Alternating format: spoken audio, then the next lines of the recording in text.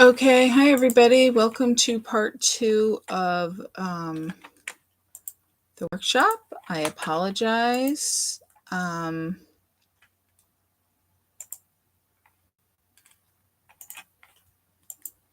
don't know what happened. YouTube lost the connection, and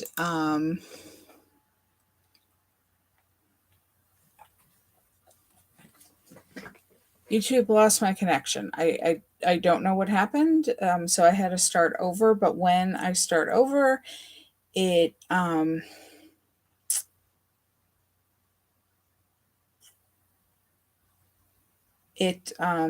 sorry, I'm trying to do multiple things at once here.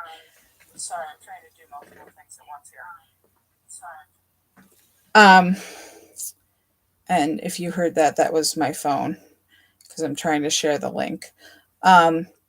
Anyway, you have to start it gives you a whole new link, which means now I have to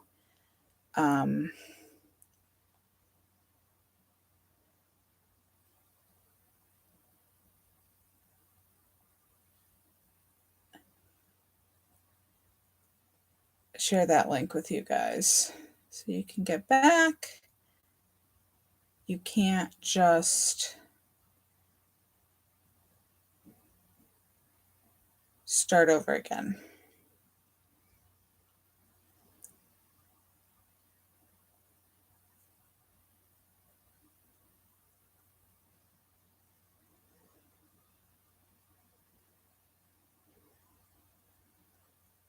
Okay, let me know when you guys are back.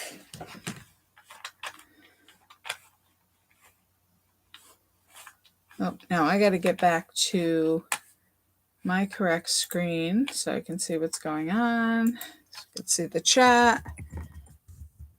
I am so sorry. I have no idea what happened. All of a sudden, the picture went dead, and YouTube said that it didn't have a connection.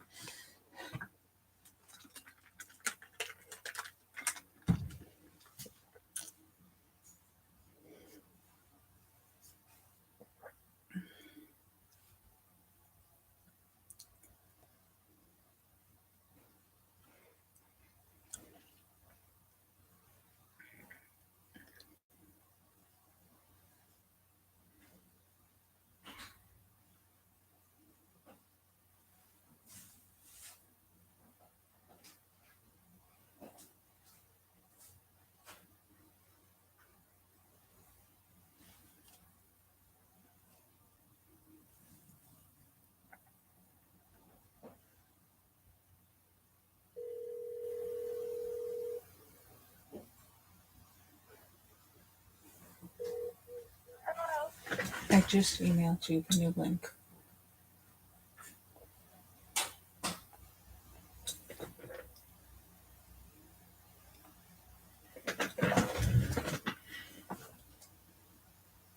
All right, I texted the new link, guys, but I just realized if you're on your computers, it might be easier to get it by email. So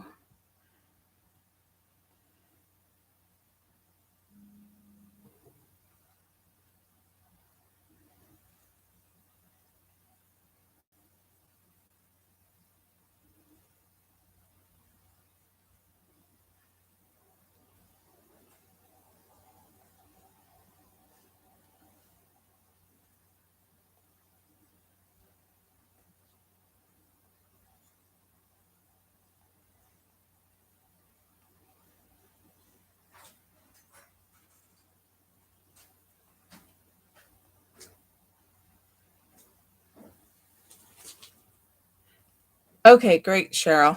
I am glad you're back. I was just texting you. Unfortunately, my mother never has her phone near her, so she is a bigger problem. So I'm waiting for her to... Hold on just a sec.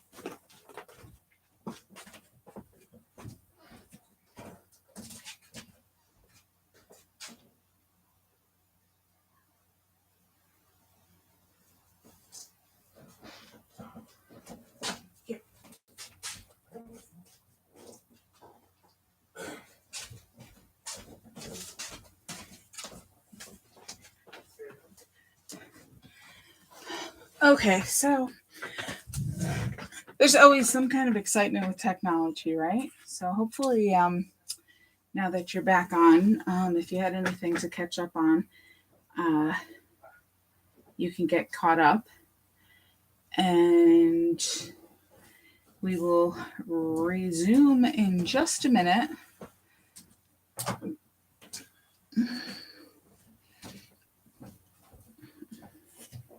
I'll have to do some research and see if there's any information about that. I don't know what you heard, Cheryl, because I was just talking probably before you got back online. That basically all of a sudden the picture disappeared, and YouTube said that they didn't have a connection, and it was showing that there was a connection, but there was no picture, and they weren't giving me any other options to help reconnect. So finally I had to disconnect and restart the stream. And unfortunately, when you do that, you can't just restart it with the same link. They give you a whole new link.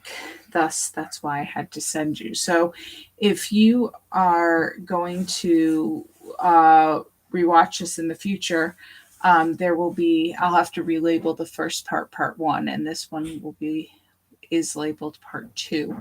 And so hopefully we won't have any other issues, and we can continue on to finish up this card in the next one, and we won't have any more problems.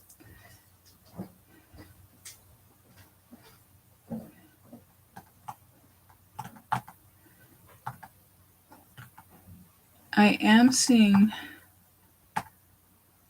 a few people are connected.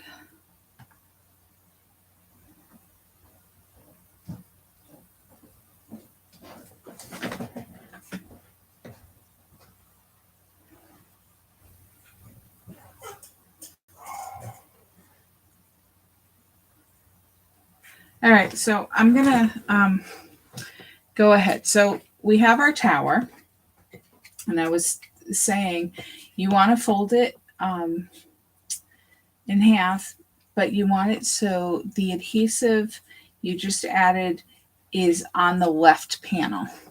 And that might be it'll be a little easier to line up your pages as you attach them. So you're going to attach your first page, and in this case we're going to attach the Sapphire page with the owl, and we're going to line up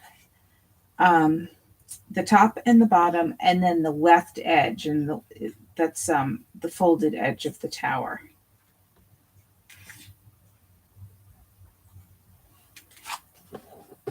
And the adhesive is only on that one section, so that's all that's going to stick, and you will still have your square tower beneath your first page. And then I'm going to turn it over, and I'm just going to burnish that to make sure you got a good stick. And that's your first page. Okay, Mom, I see you're back. Hopefully you saw that. So next we are going to turn it again. We're going to turn and fold. So we're going to flatten it. Again, we have 2 sections, and we're looking at the back of that owl panel. And we're going to put adhesive on the left section, the left section, and we're going to put a strip along the left edge, a strip along the right edge, and that should be sufficient, but I like to make sure everything's really nice and secure, so I'm also going to put one at the top and the bottom. And I'm just turning my sample so I can see what I did next. And the next page is this the kind of spirograph doodles. I like to think of them with our ribbon. The ribbon is going to be to the right, and we're going to line up the left edge of the page with the left folded edge of the tower. And the top and bottom should also line up because it should be the same height. And then we're just going to stick it down. And so you're not sticking it out over the edge, so it's not touching that first page. Oops, sorry. It's completely independent. And so when you fold your tower, you actually have an L.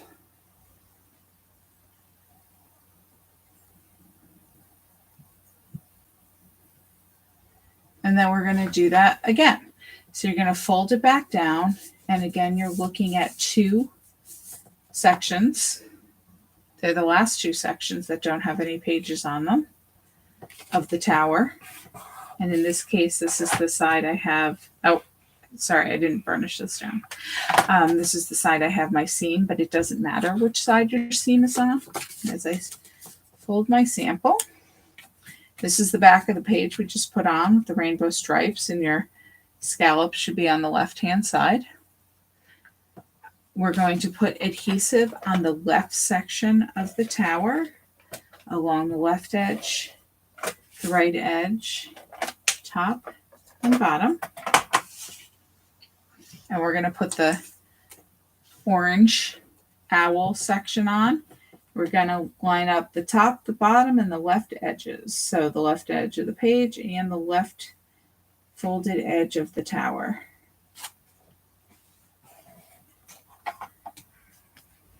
I'm going to burnish it right there. And again, when you pop it open, you have an L. Then you have another L. So now you have 3 spokes, 3 pages attached. And we're going to fold it one more time. We're looking at the back of the orange, gold, whatever color you want to call it. And we're going to attach our last page, the happy birthday page. And again, on the tower, which is the bright blue, the capri colored cardstock, we put adhesive on the left edge, the right edge, the top, and the bottom. And we're going to add our last page, line up the top, the bottom, and the left edge. Stick it down. And now I'm going to turn it to burnish it because I don't want to rub over that rickrack. But you could just do it with your fingers. And that's it. And pop it back open, and we now have 4 sides. So when you look at it from the top or the bottom, you see the pinwheel effect. And so somebody can put it on their desk, but it also folds flat, and you can fold it on any page to put it into your envelope. Is everybody good with that? We just have the 2 more pieces to add on.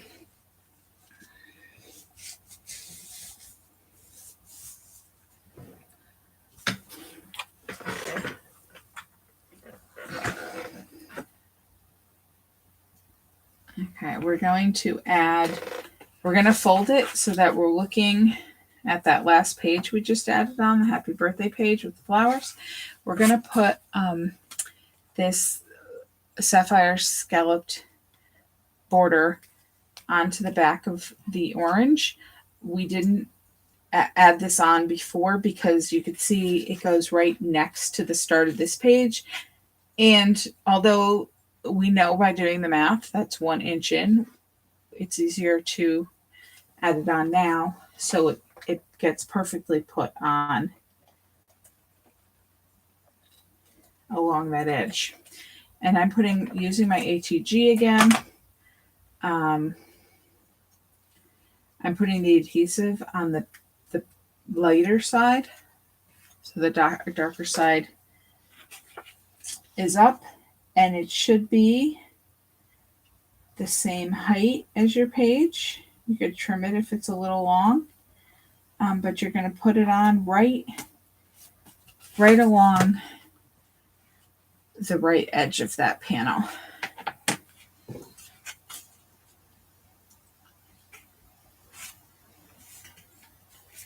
Okay, and then we're going to turn it around the opposite way, actually. Just flip it over. And we're going to put this piece of ribbon on, and we're going to put the ribbon in the same spot. We just put the scallop right along the right edge of the back of this page, this peachy. And I'm just putting adhesive on the back of my ribbon. This is a pretty thick, stable ribbon. It's not floppy like some thinner ribbons would be. I think the because it's going to get that shimmer to it, it's a little stiffer, so it's easier to put the adhesive on. But we're going to put it right along that edge, and your ribbon should be a little bit longer than your page. I cut it that way on purpose. And then you're just going to trim the top and the bottom, or however you put it on, and you have the overhang. I know the other way, when I put the other one I put on, I only have the overhang on one side. So you're just going to put it on there, burnish it, and that's it. That is your tower card. Now, it took a while for me to show you how to do it, of course, because of technical difficulties, but, but it really isn't that difficult to make. It's pretty easy, and if you made a couple of them, they'd probably go faster, and it depends on how much you want to decorate it. Now, you've got some room on some of these spots to add another message if you wanted to, for whoever you're sending it to. Or, you can handwrite something, you can stamp something. But that's it. And like I said, it will fit in your standard A2 card, because when you fold it flat, it is 4 1/4 by 5 1/2. Oh, I think I gave you a second branch just in case, Cheryl, but we didn't actually use it. Sometimes if there's a challenging piece, or sometimes I'll stick a little something extra in your envelope to confuse you. So you can use that on something else, or you can toss it, whatever works for you.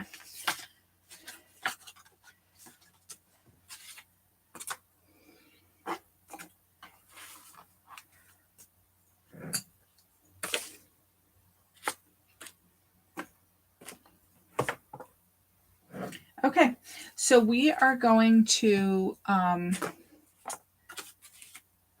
make the circle card next. And if you took the Sweetest Honey cards with the flaps, this will look familiar to you. It's the same concept of making the flaps. We simply did it with a round template this time.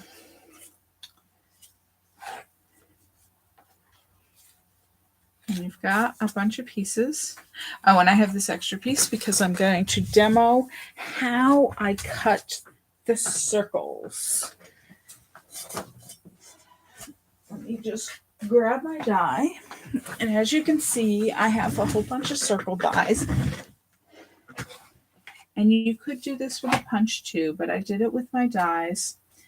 And so basically, the trick here is you want to cut a circle, but you want to have a flap on it to attach the back of the card. So you have a flap here. So that means your circle is not going to be quite a perfect circle, because you need to have that little piece connected. So how I did this was I cut my cardstock, and my circles are about 2 7-inch diameter, just short of 3 inches in diameter. So I cut this paper the height a little more than 3 and the width a little more than 3.5. So let's say 3 1/4 by 3 3/4. So on the 3 3/4 side, you want to score it 1/2 inch. So we're going to score it and you're going to fold it back. So now you have your square, but you have your flap in the back. And what you want to do, let's see if I pick the right one. Woohoo! So you're going to get your circle die. And what you're going to do is, you need a piece of tape for this.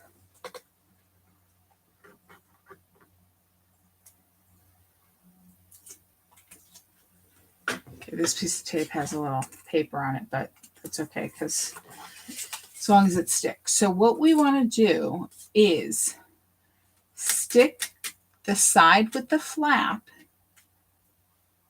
onto the circle die, but you don't want, normally if you're just cutting a circle, you'd want to center that circle right on your square piece of paper and cut it, and then you get your perfect circle. But you want that flap, you want that connection point, so you can't cut that point.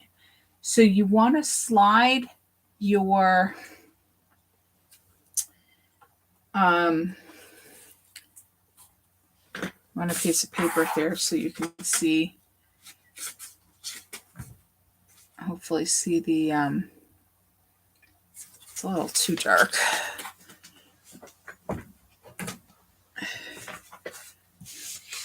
Let's try this bright green. Yeah, that might work. So you can see that the circle die, that middle, that kind of ridge around the center, that is the cutting portion of the die. Okay, so that's where it's actually going to cut the circle, not along the inside, not along the outside, but that middle ridge. And you can feel that because it sticks up. So what you want to do is, this is your piece you're trying to cut, and you want to attach it under the die there. All right, well, first what I do is I put my tape so the sticky side is sticking up underneath. I attach it to the die, but the tape, I put it on the die. Just turn it over with the cutting side up and the sticky side of the tape up.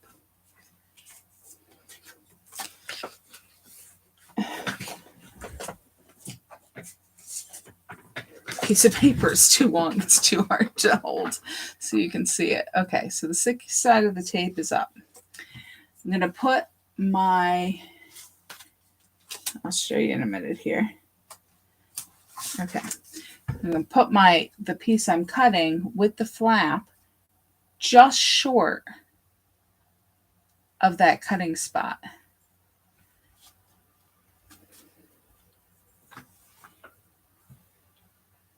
Can you see that?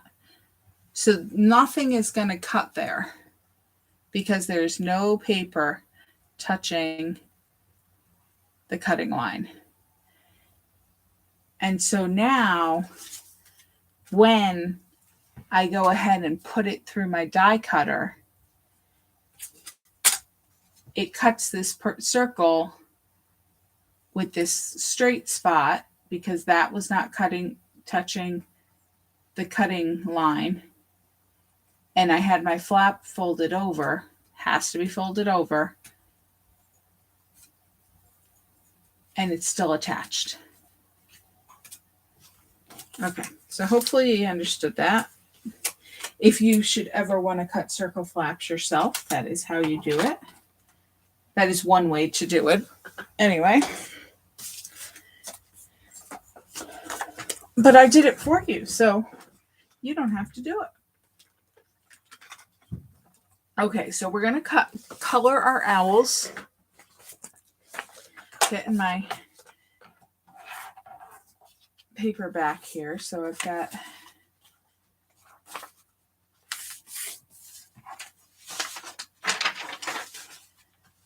a couple of layers. Make a nice base for me.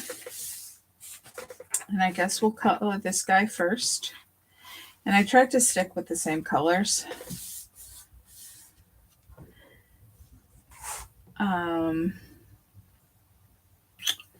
So let's go ahead and do the branch first like we did last time. So again, I'm using my medium gray, lightly coloring, following the wood grain.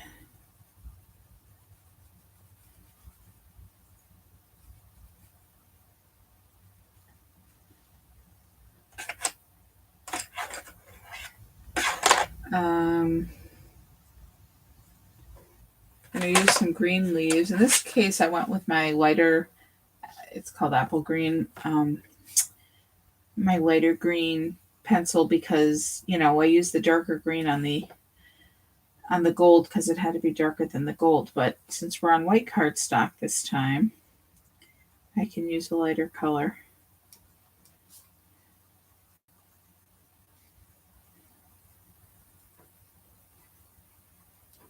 And we can go ahead, I guess, and color both of them at the same time. As long as we have the pencil out, because I did use the same green and the same brown on both branches and leaves.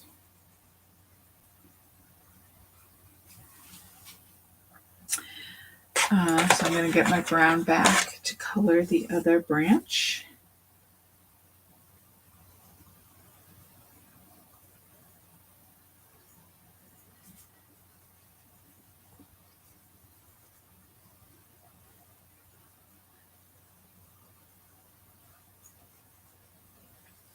Okay. And then I'm going to get my orange to do their beaks and their feet.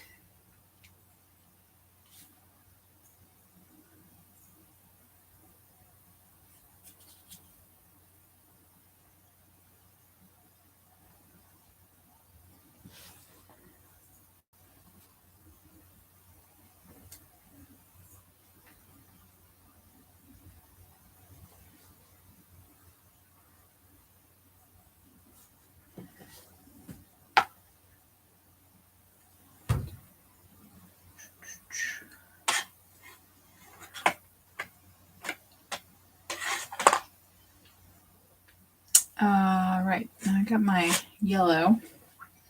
This is a lemon yellow. And on this guy, I'm going to, just like we did on the other one, I'm going to just color the whole belly feather area, the whole inner circle with the yellow pencil. Just lightly.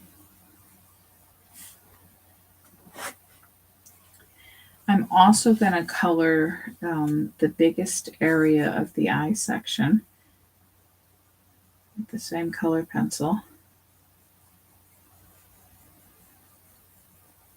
This time we don't have to color the inner eyeball because it's already on white cardstock. So it's the advantage of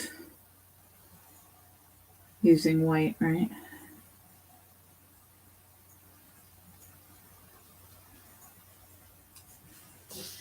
All right, so that's all the yellow on him. On her, I'm going to color the whole belly area with the yellow. And I did so very lightly on my sample.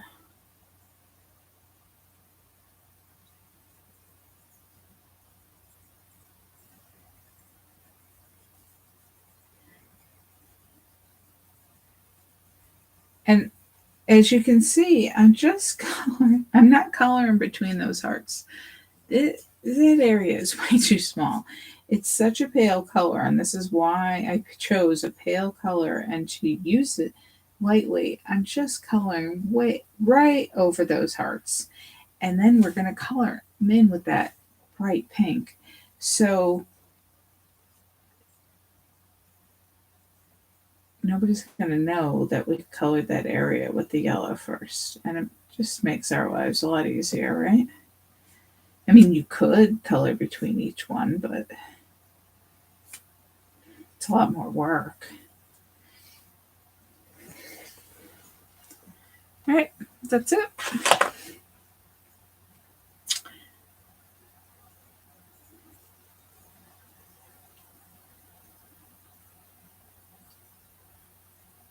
And then I'm going to pick a pink.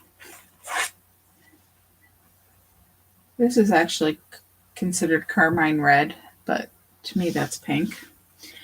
And on this guy, I'm going to color in the triangle for his inner ears. And then I'm going to color the circles surrounding his belly. And again, there's a couple different circles. You can make them all different colors if you want, but they're so skinny that I'm not going to do that.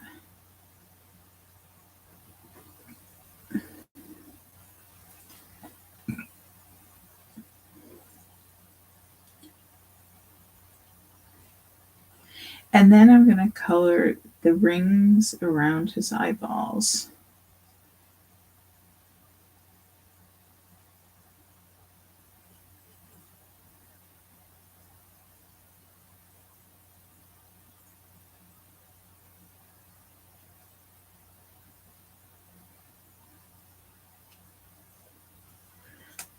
So that's what I have so far on this, on this guy.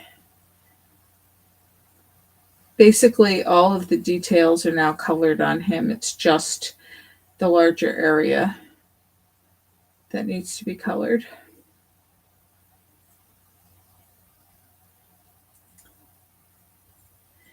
And on her, I'm gonna switch to a darker pink. And I've got this magenta pencil that I'm gonna use. And I'm gonna color in all those hearts in the magenta. Again, a sharp tip will help.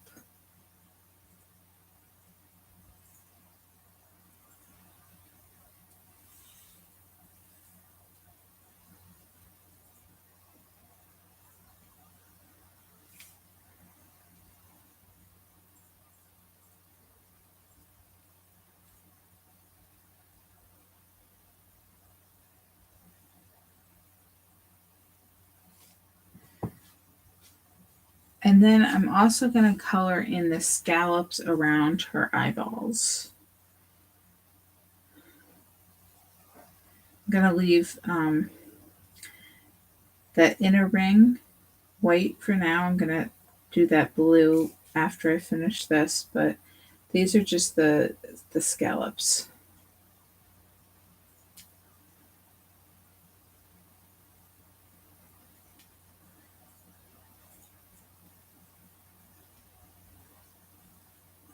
And these areas probably need an even sharper point than the hearts.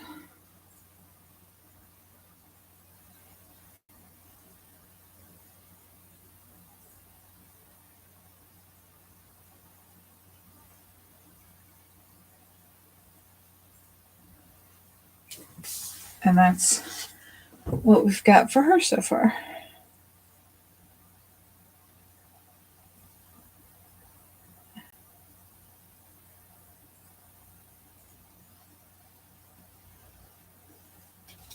All right, and then I'm gonna get my kind of aquamarine pencil, and that's what I'm gonna do the inner circles around her eyes with. And I am gonna press a little harder on this one because I like that old turquoisey color.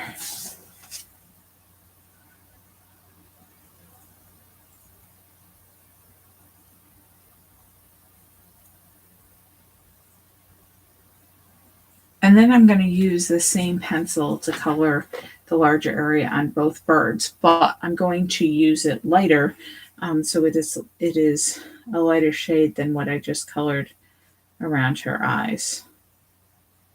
So not pressing very hard.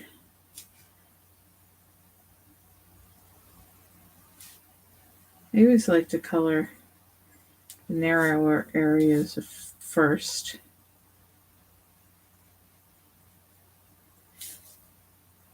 And then I go out to the larger areas.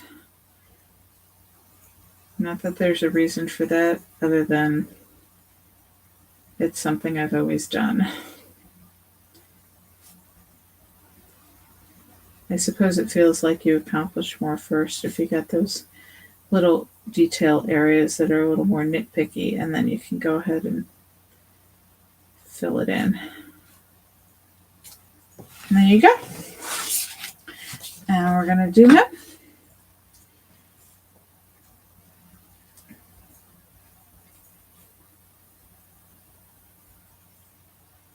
I don't know why I think the one's a girl and the other's a boy.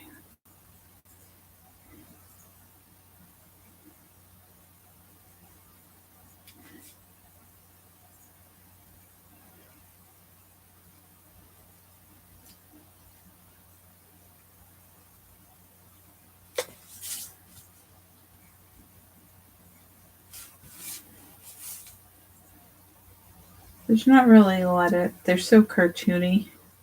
Unlike some of the other things we've colored in recent workshops, these guys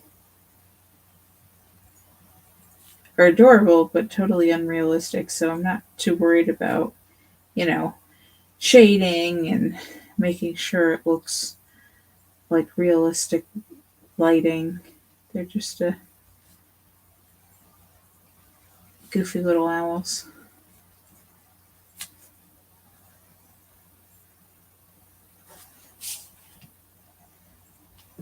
Okay, so there they are.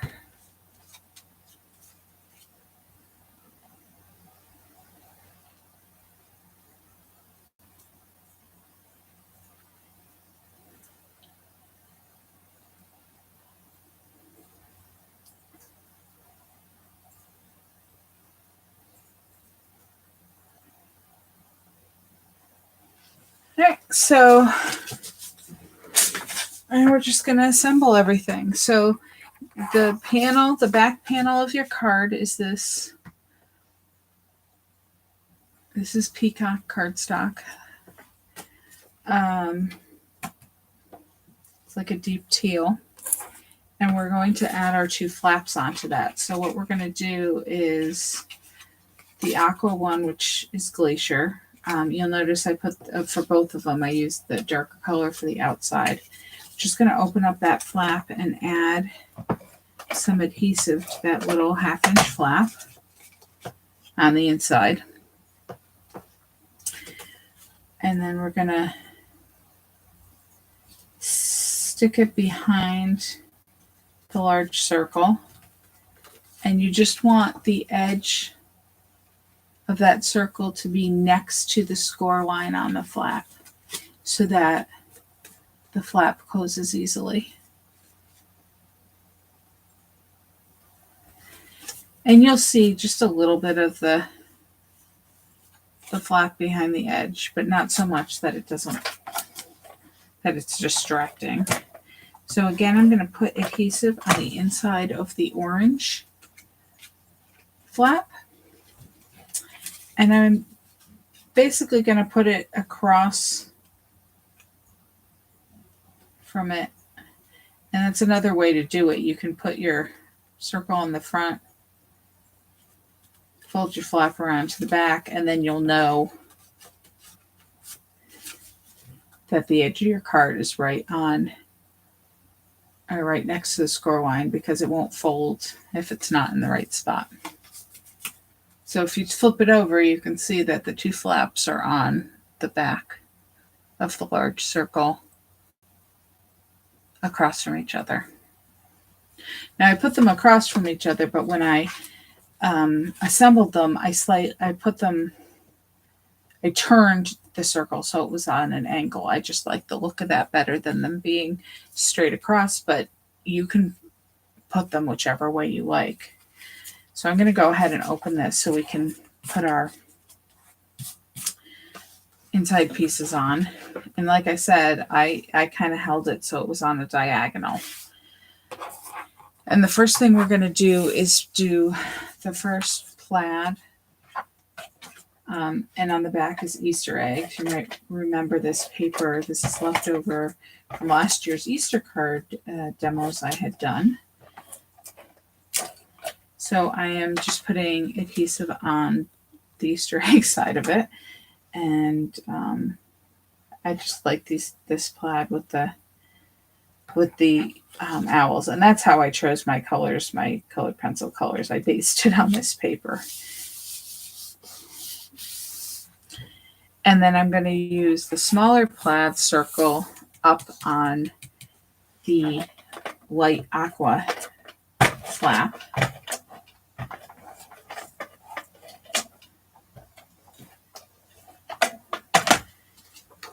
And I put that in the center of the circle. And then that light aqua paper cardstock I stamped on the lighter side this time. And I just stamped that, enjoy your special day. If you don't like that greeting, you could turn it over and put your own greeting on it.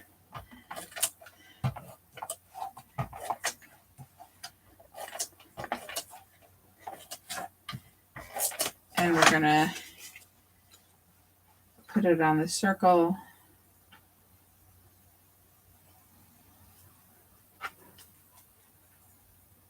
Centered. And then we have our hoot hoot hooray. And we're going to layer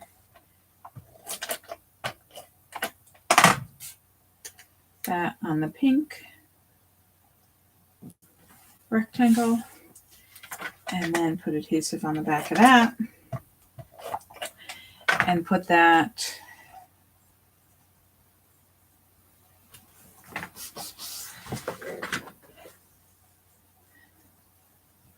and you can put another message here if you wanted.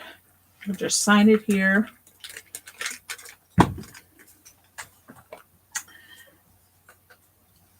Okay, so I'm going to close these. And I put this one on first, so I put this guy, the one facing to the right with the hearts.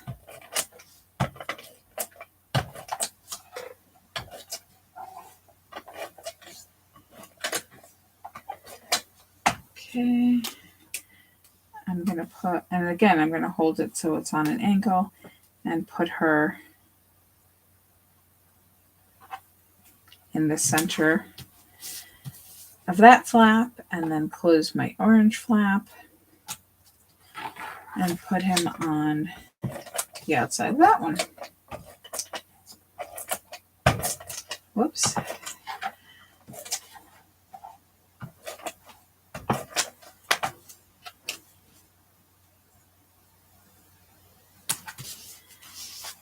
And that's it. And you can fold one down. This one, I have it this way because this one covers less of this owl. But you can turn it whichever way you want. And that's it. So you can see these cards weren't difficult to put together. As always, it's the detail work. So the coloring took a while and the cutting out of all the elements took a while. But to actually make these cards, and if you wanted to make a whole bunch of them, they don't take as long as you think they would.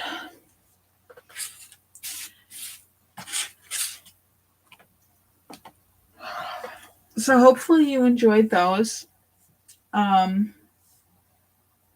will send out another email with the 2 different links on it for part 1 and 2 of the video in case you want to rewatch them.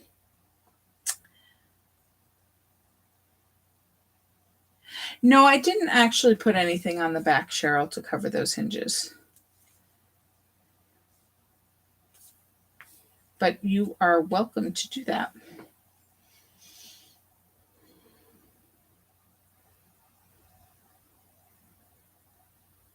I guess that would be another space where you could put another message. So, or I mean, you can just write, I mean, I think those pops of colors are kind of cool. So you could just write a message there too, right in between. Okay, so like I said, I'm working on the happy birthday card samples. I'll have them done by the end of the week and have an email about those. There's the cardstock sale is happening this month, so if you need any cardstock, that's a good deal. The Easter cards are coming up on the 19th, I believe. If I know not everybody signed up for those. If you want to watch, you had to buy the ink for that or have the ink for that. And if you don't, you might want to watch anyway, just to see if you like the idea, and then you could always try it out later. And then that's it for now. If you have any other requests for types of cards, just let me know. And thanks for watching and hanging in through the difficulty. And if you have any questions, just let me know.